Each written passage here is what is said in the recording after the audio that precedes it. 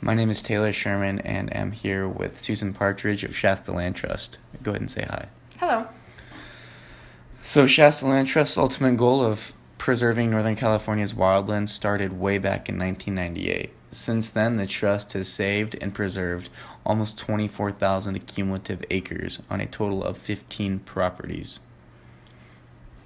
The plan for the future of Shasta Land Trust, according to Paul Vianu, the director of SLT, is by the year 2021, 16 more properties will be acquired, resulting in another 60,000 acres.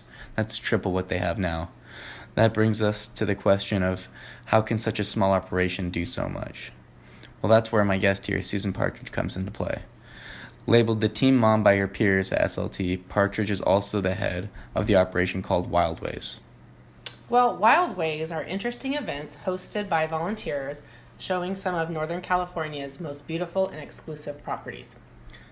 So the cool thing is how the team shows them, the properties. According to SLT, the SLT team, participants pay as little as $25, and I believe it goes up to $100 to get a tour of vineyards, hikes, and properties accessible by either SLT personnel or owners of the property. Susan will dive in a little bit deeper. Yeah, so it's more than hiking and wine tasting. It's everything from horseback riding to barbecues and just community bonding. It brings people closer while enjoying what the North State has to offer.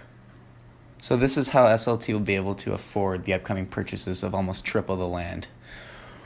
With the triple of property easements underway comes that much more preservation of our North State.